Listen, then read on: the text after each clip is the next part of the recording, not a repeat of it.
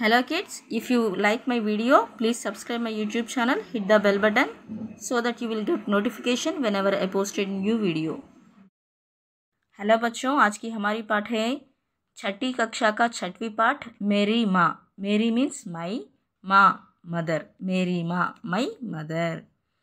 श्री राम प्रसाद बिस्मिल बड़े होनहार नौजवान थे, गजब के शायर थे, देखने में भी बहुत सुंदर थे, योग्य बहुत थे। जानने वाले कहते हैं कि यदि किसी और जगह या किसी और देश या किसी और समय पैदा हुए होते तो सेनाध्यक्ष बनते। यह कहना है हमारे देश के प्रसिद्ध स्वतंत्रता सेनानी भगत सिंह का बिस्मिल के बारे में। श्री राम प्रसाद बिस्मिल बड़े होनहार नौजवान थे। Shri Ram Prasad Bismil was a very talented young man. गजब के शायर थे। He was an amazing poet. देखने में भी बहुत सुंदर थे। He was handsome. योग्य बहुत थे। He is the capable person. जानने वाले कहते हैं कि यदि किसी और जगह या किसी और देश या किसी और समय पैदा हुए होते तो सेनाध्यक्ष बनते। People who knew him say that if he had been born in different place or different country, he would have become a great leader or commander.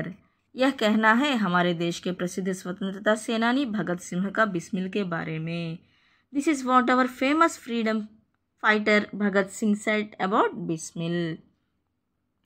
Sriram Prasad Bismil ఈయన చాలా టాలెంటెడ్ యంగ్ మ్యాన్ అనమాట. ఈయన ఇంకా పోయెట్, చూడడానికి చాలా అందంగా ఉండేవారు. ఈయన ఏ పనైనా చేయగలుగుతారు. అంతేకాదు భగత్ సింగ్ గారు ఏమన్నారంటే మన దేశంలో కాకుండా వేరే దేశంలో పుట్టున్నట్లయితే ఈయన బిస్మిల్ గారు వేరే దేశంలో పుట్టి ఉన్నట్లయితే గ్రేట్ లీడర్ లేదా కమాండర్ అయి ఉండేవారు అని చెప్పారంట బిస్మిల్, శ్రీరామ్ ప్రసాద్ బిస్మిల్ గారి గురించి.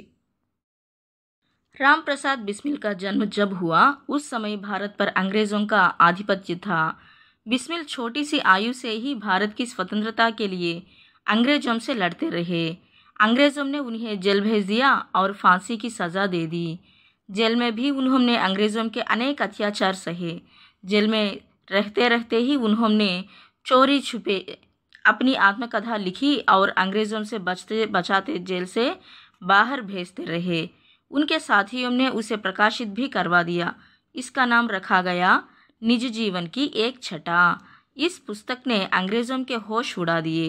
लोगों में अंग्रेज़ों के विरुद्ध क्रोध और बढ़ गया। इस तरह इस आत्मकथा के कारण अंग्रेज़ बिस्मिल को फांसी देने के बाद भी उन्हें हरा ना सके। राम प्रसाद बिस्मिल का जन्म जब हुआ उस समय भारत पर अंग्रेज़ों का आधिपत्य था।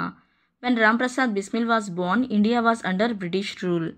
बिस्मिल छोटी सी आयु से ही भारत की स्वतंत्रता के लिए अंग्रेज़ों से लड़ते रहे। From a very young age, Bismil fought against the British for India's freedom. अंग्रेज़ों ने उन्हें जेल भेज दिया और फांसी की सज़ा दे दी। The British sent him to jail and gave punishment of hanging. Jail में भी उन्होंने अंग्रेज़ों के अनेक अत्याचार सहे।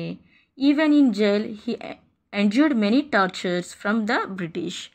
जेल में रहते रहते ही उन्होंने चोरी छिपे अपनी आत्मकथा लिखी और अंग्रेज़ों से बचते बचाते जेल से बाहर भेजते रहे।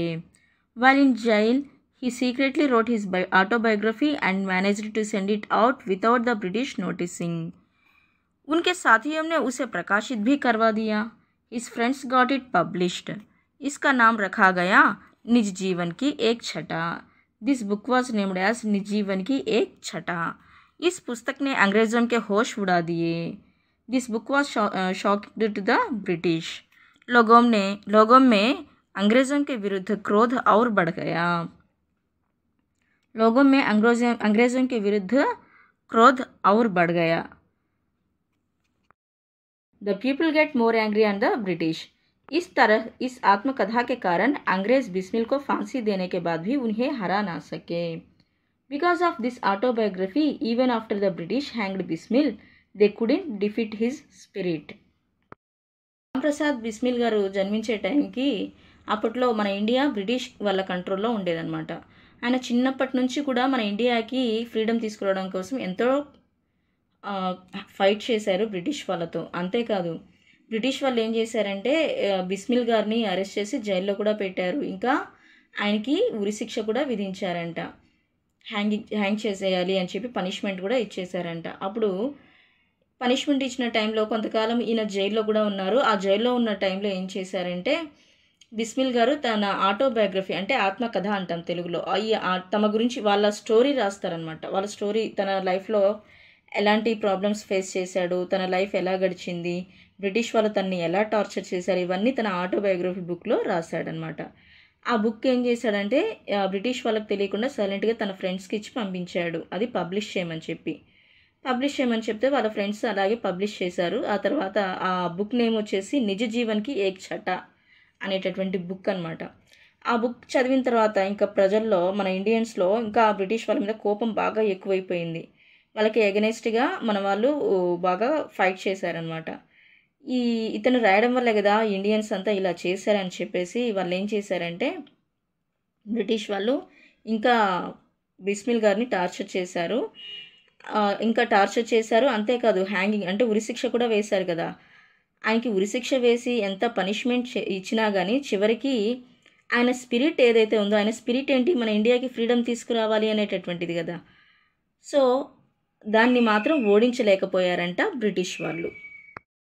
इस आत्मकथा के माध्यम से आज भी बिस्मिल हमारे मस्तिष्क में जीवित है. आज भी यह आत्मकथा लोगों को प्रेरित करती है. क्या आप भी उनकी आत्मकथा को पढ़ना चाहते हैं? क्या कहा? हाँ, तो यहाँ प्रस्तुत है उसी आत्मकथा का एक अंश. इस आत्मकथा के माध्यम से आज भी बिस्मिल हमारे मस्तिष्क में जीवित है. Through this autobiography, Bismil is still alive in our minds today. आज भी यह आत्मकथा लोगों को प्रेरित करती है. Even now this autobiography inspires people. क्या आप भी उनकी आत्मकथा को पढ़ना चाहते हैं? Would you like to read his autobiography too? क्या कहा? What did you say? हाँ, yes. तो यहाँ प्रस्तुत है उसी आत्मकथा का एक अंश. Here is a part of that autobiography for you. Bismil గారు రాసినటువంటి ఆటోబయోగ్రఫీ ద్వారా ఈరోజు మనము ఈ బిస్మిల్ గారి గురించి చదువుకుంటూ ఉన్నాము. ఇంకా మన బ్రెయిన్లో ఆయన బ్రతికే ఉన్నారు అనిపిస్తూ ఉంటుంది. అంతేకాదు ఆయన రాసినటువంటి ఆటోబయోగ్రఫీ ఎంతోమంది ప్రజల్ని ఎంకరేజ్ చేసింది మన ఇండియా ఫ్రీడమ్ కోసం ఫైట్ చేయడానికి. అటువంటి ఆటోబయోగ్రఫీ అంతమందిని ప్రేరేపించినటువంటి ఆటోబయోగ్రఫీ ఎలా ఉంటుంది ఏంటి, అందులో నుంచి ఒక పార్ట్ అంటే ఆయన రాసినటువంటి ఆటోబయోగ్రఫీ ఏంటంటే ఆటోగ్రఫీలో ఒక పార్ట్ వాళ్ళ మదర్ గురించి రాశారు. ఏమి రాశారు అనేటటువంటిదే ఈరోజు మనం చెప్పుకోబోయేటటువంటి మేరీ మాँ అనేటటువంటి లెసన్. लखनऊ कांग्रेस में जाने के लिए मेरी बड़ी इच्छा थी. दादी जी और पिताजी तो विरोध करते रहे, किंतु माताजी ने मुझे खर्च दे ही दिया. उसी समय शाहजहांपुर में सेवा समिति का आरंभ हुआ था. मैं बड़े उत्साह के साथ सेवा समिति में सहयोग देता था. पिताजी और दादी जी को मेरे इस प्रकार के कार्य अच्छे ना लगते थे, किंतु माताजी मेरा उत्साह भंग ना होने देती थी, जिसके कारण उन्हें अक्सर पिताजी की डांट फटकार तथा दंड सहन करना पड़ता था. वास्तव में मेरी माताजी देवी है. मुझ में जो कुछ जीवन तथा साहस आया वह मेरी माताजी तथा गुरुदेव श्री सोमदेव जी की कृपाओं का ही परिणाम है. दादी जी और पिताजी मेरे विवाह के लिए बहुत अनुरोध करते, किंतु माताजी यह कहती कि शिक्षा पा चुकने के बाद ही विवाह करना उचित होगा. माताजी के प्रोत्साहन तथा सद्व्यवहार ने मेरे जीवन में वह दृढ़ता उत्पन्न की कि किसी आपत्ति तथा संकट के आने पर भी मैंने अपने संकल्प को ना त्यागा. लखनऊ कांग्रेस में जाने के लिए मेरी बड़ी इच्छा थी. I really wanted to go to the Congress meeting in Lucknow. दादी जी और पिताजी तो विरोध करते रहे, किंतु माताजी ने मुझे खर्च दे ही दिया. My grandmother and father were against it, but my mother gave me money to go. उसी समय शाहजहांपुर में सेवा समिति का आरंभ हुआ था. At that time a service committee was started in Shahjahanpur. मैं बड़े उत्साह के साथ सेवा समिति में सहयोग देता था. I was very excited to help it. पिताजी और दादी जी को मेरे इस प्रकार के कार्य अच्छे ना लगते थे.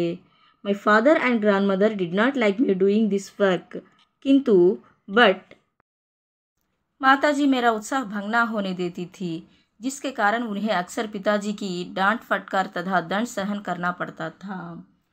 But my mother always encouraged me and didn't let my enthusiasm fade.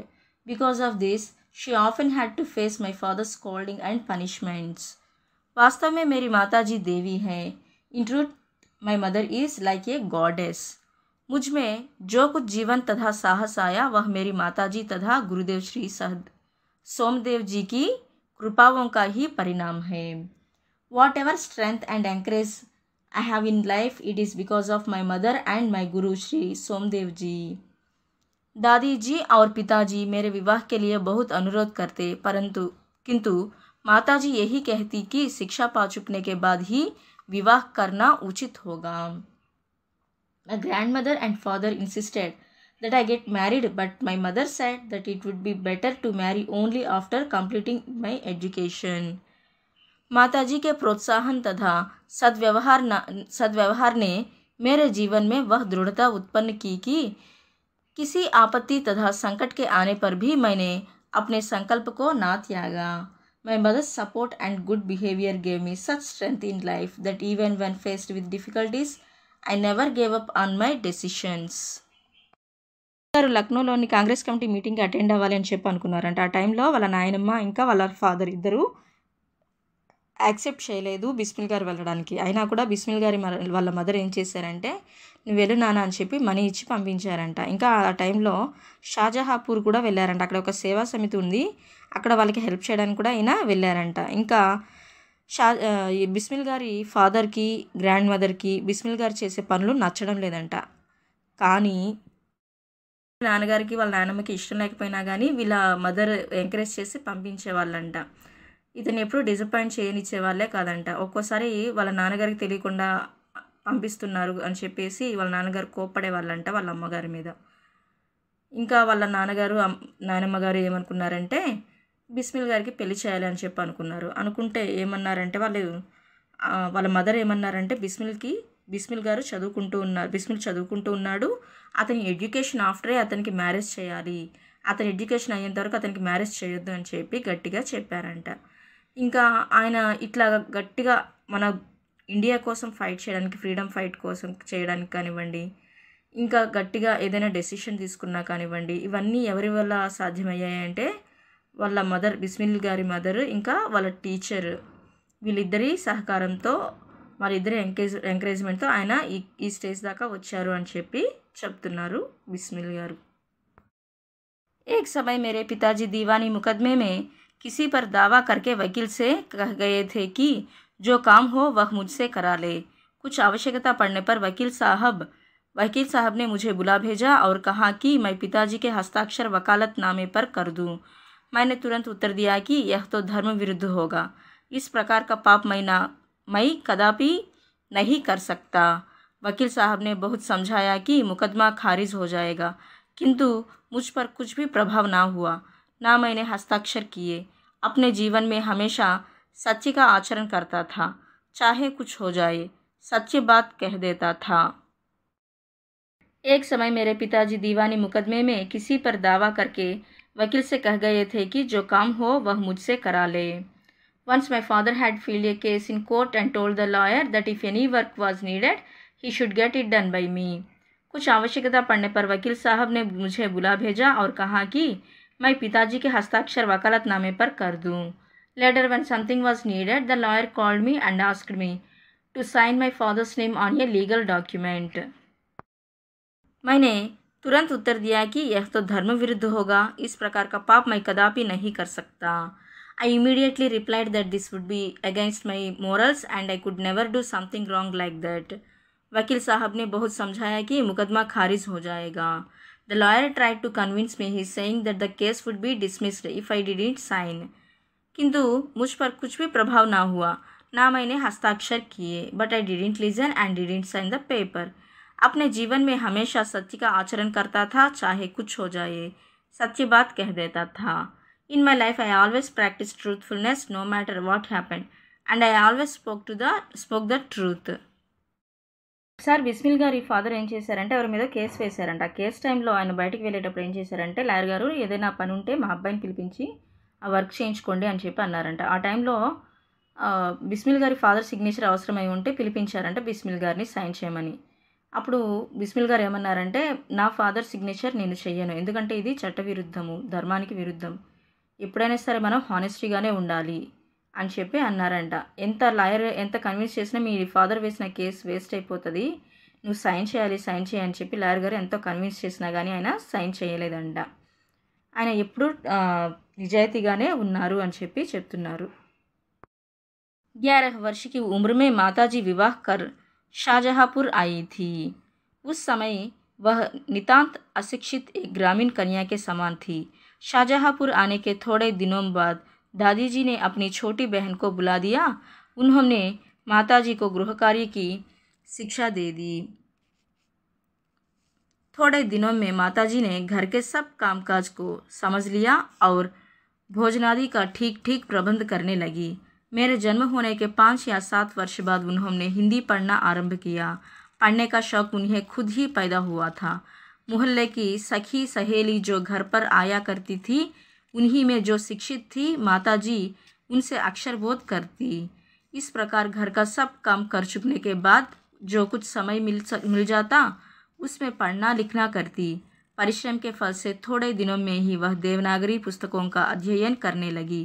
मेरी बहनों को छोटी आयु में माताजी ही शिक्षा दिया करती थी. जब से मैंने आर्य समाज में प्रवेश किया, माताजी से खूब वार्तालाप होता. उस समय की अपेक्षा अब उनके विचार भी कुछ उदार हो गए हैं. यदि मुझे ऐसी माता ना मिलती तो मैं भी अति साधारण मनुष्यों की भांति संसार चक्र में फंसकर जीवन निर्वाह करता. शिक्षादि के अतिरिक्त क्रांतिकारी जीवन में भी उन्होंने मेरी वैसी ही सहायता की है जैसी मेजनी को उनकी माता ने की थी. माताजी का सबसे बड़ा आदेश मेरे लिए यही था कि किसी की प्राण हानि ना हो. उनका कहना था कि अपने शत्रु को भी कभी प्राण दंड ना देना. उनके इस आदेश की पूर्ति करने के लिए मुझे मजबूरन 2-1 बार अपनी प्रतिज्ञा भंग करनी पड़ी थी. 11 वर्ष की उम्र में माताजी विवाह कर शाहजहाँपुर आई थी. When she was 11 years old, my mother came to Shahjahanpur after getting married. उस समय नितांत अशिक्षित एक ग्रामीण कन्या के समान थी. At that time, she was like a completely uneducated village girl. Shahjahanpur आने के थोड़े दिनों बाद दादी जी ने अपनी छोटी बहन को बुला लिया. A few days after arriving in Shahjahanpur, my grandmother called her younger sister to teach my mother household chores. उन्होंने माताजी को गृह कार्य की शिक्षा दी. She taught how to cook to my mother.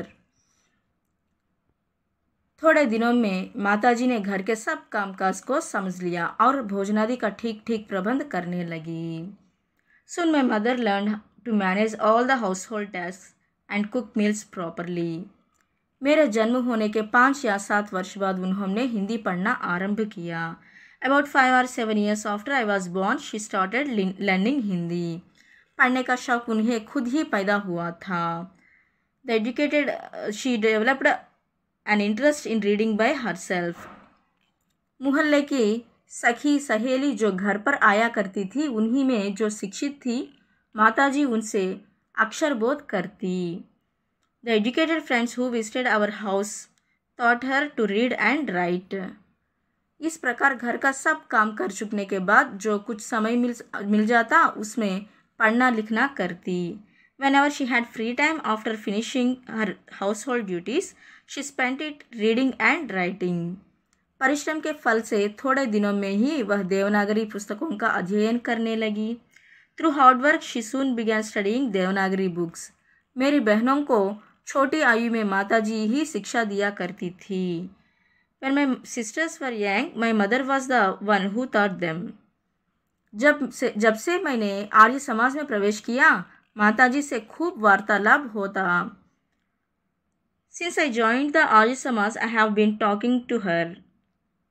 उस समय की अपेक्षा अब उनके विचार भी कुछ उदार हो गए हैं. Since over time, her thoughts have become more open-minded. यदि मुझे ऐसी माता ना मिलती तो मैं भी अति साधारण मनुष्यों की भांति संसार चक्र में फंसकर जीवन निर्वाह करता.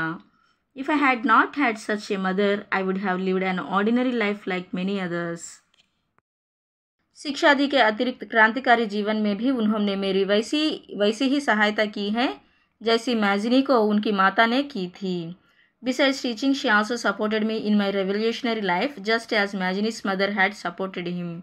माता जी का सबसे बड़ा आदेश मेरे लिए यही था कि किसी की प्राण हानि ना हो. My mother's greatest advice for me was never harm anyone. उनका कहना था कि अपने शत्रु को भी कभी प्राणदंड ना देना. She used to say that one should never give any chance to even one's enemies. उनके इस आदेश की पूर्ति करने के लिए मुझे मजबूरन 2-1 बार अपनी प्रतिज्ञा भंग करनी पड़ी थी. To follow this advice, I had sometimes break my own promises. Bismil గారి మదర్కి 11 years టైంలో మ్యారేజ్ అయిందంట. ఆ టైంలో కొద్ది కాలం తర్వాత షాజహాపూర్కి తీసుకొచ్చేసారు వాళ్ళ అత్తగారు. తీసుకొచ్చిన తర్వాత వాళ్ళ అత్తగారు ఏం చేశారు, వాళ్ళ చెల్లెల్ని తీసుకొచ్చి ఇంటి పనులు వంట పనులు చేయడం నేర్పించమని చెప్తే అలాగే నేర్పించారంట. అలాగే బిస్మిల్ గారి మదర్ వాళ్ళు చెప్పినట్లు నేర్చుకున్నారనమాట. నేర్చుకున్న తర్వాత కొద్ది రోజులకి ఆమెకి చదువుకోవాలని ఇంట్రెస్ట్ కలిగింది.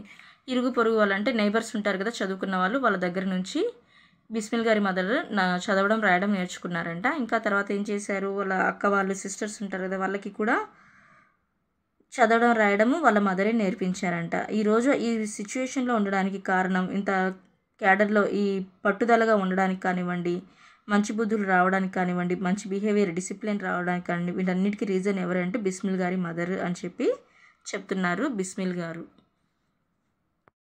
మదర్ ఏం చెప్పేవాళ్ళంటే ఎవరిని కొట్టొద్దు, చంపొద్దు, అలాంటివి ప్రాణహాని కలిగించే ఇలాంటి పనులు చేయొద్దు అని చెప్పేవాళ్ళంట.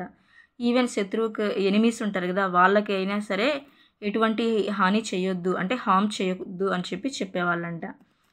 ఇలా వాళ్ళ మదర్ చెప్పినటువంటి ఆ సజెషన్ని ఆయన తీసుకొని ఒక్కోసారి 2-3 times ఆయన ప్రామిస్ని కూడా బ్రేకప్ చేశారంట బిస్మిల్ గారు. जन्मदात्री जननी, इस जीवन में तो तुम्हारा तृण उतारने का प्रयत्न करने का भी अवसर ना मिला.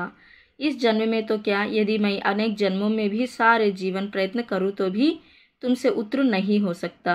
जिस प्रेम तथा दृढ़ता के साथ तुमने इस तुच्छ जीवन का सुधार किया है वह अवर्णनीय है.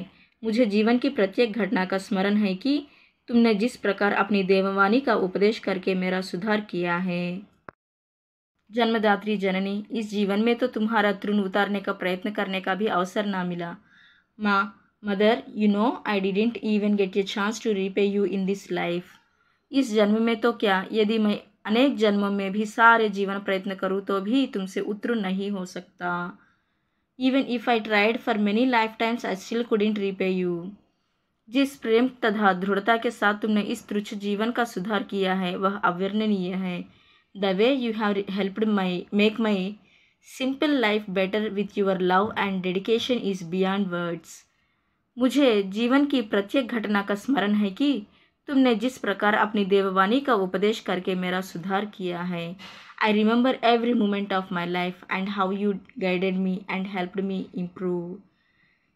ఇక్కడ బిస్మిల్ గారు ఏం చెప్తున్నారంటే, మా నువ్వు నాకు చేసినటువంటి హెల్ప్, నాకు ఇచ్చినటువంటి లైఫ్ ఎన్ని జన్మలు ఎత్తినా ఆ రుణాన్ని నేను తీర్చుకోలేను అని చెప్తున్నారు. ఇంకా ఆమె నేర్పినటువంటి డెడికేషన్, లైఫ్లో ఎలా ఉండాలి, ప్రతి నిమిషము ప్రాబ్లమ్స్ని ఎలా ఫేస్ చేయాలి, ఇవన్నీ కూడా నేను నేర్చుకున్నాను. అంటే అదంతా కూడా నువ్వు నేర్పడం వల్లనే అమ్మ ఈరోజు నేను ఇలా ఉన్నాను అంటే దానికి కారణం నువ్వే అని చెప్పి వాళ్ళ అమ్మ గురించి చెప్తూ ఉన్నారు బిస్మిల్ గారు. तुम्हारी दया से ही मैं देश सेवा में संलग्न हो सका. धार्मिक जीवन में भी तुम्हारे ही प्रोत्साहन ने सहायता दी. जो कुछ शिक्षा मैंने ग्रहण की उसका भी श्रेय तुम ही को है. जिस मनोहर रूप से तुम मुझे उपदेश करती थी उसका स्मरण कर तुम्हारी मंगलमयी मूर्ति का ध्यान आ जाता है और मस्तक झुक जाता है.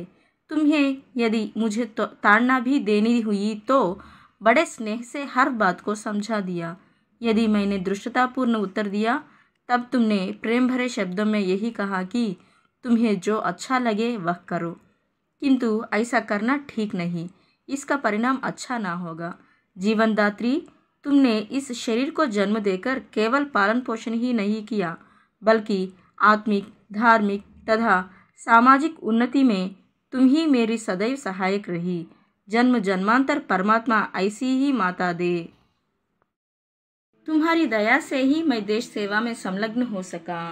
Because of your kindness I was able to save my country. धार्मिक जीवन में भी तुम्हारे ही प्रोत्साहन ने सहायता दी. Your encouragement also helped me in my spiritual life. जो कुछ शिक्षा मैंने ग्रहण की उसका भी श्रेय तुम ही को है। I vow all the learning I have gain to you. जिस मनोहर रूप से तुम मुझे उपदेश करती थी उसका स्मरण कर तुम्हारी मंगलमयी मूर्ति का ध्यान आ जाता है और मस्तक झुक जाता है। When you gave me advice in such a pleasant way, I always remember it and think of you with respect. तुम्हें यदि मुझे ताड़ना भी देनी हुई तो बड़े स्नेह से हर बात को समझा दिया। If you had could correct me, you did it with love and explained everything.